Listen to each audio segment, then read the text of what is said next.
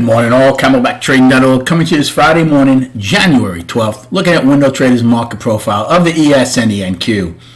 So we've been battling a bunch of days at the weekly balance high. The daily went up on Wednesday, only to come back into balance yesterday.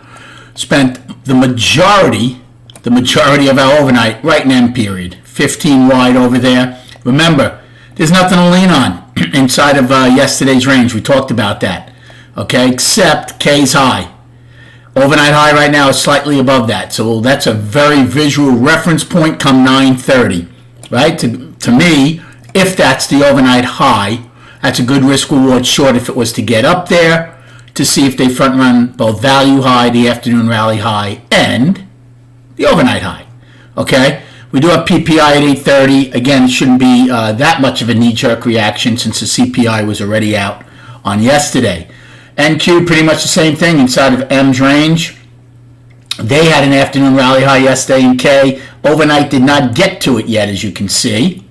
Righty had nothing to lean on. They have a wide overnight. So the market right now in the overnight just digested and consolidated inside balance, inside value. Okay, if that's the case, there's not going to be a lot of good opportunities come 9:30, except against, like we said, overnight high or maybe front run the overnight low. Other than that, you'll have to wait for the market to keep painting its picture and forming the profile. I'll be recapping all of these charts tonight on these three ETFs and futures.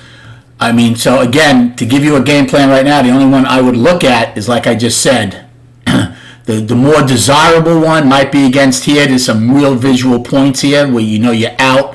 Down here, again, I guess you do know you're out. You could use value low as you're out if you were to front run the overnight low, and also where our 5-wide point of control was until we raised it. So that's a decent risk reward long there. But again, inside balance and value, the worst of your risk reward trades. Please keep that in mind. And then on the chart, here's the the weekly, 4-week balance. Bulls are trying. SPY has one besides yesterday's high and yesterday's overnight high. The all-time high still has to be taken out from 2022. So a 4-week balance.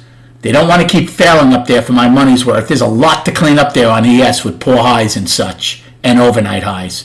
And on the daily, 3-day balance. If we take out it will be Tuesday's low, which is my bottom of my balance. So if we take that out, the daily would be down. If we take out yesterday's high, back to up.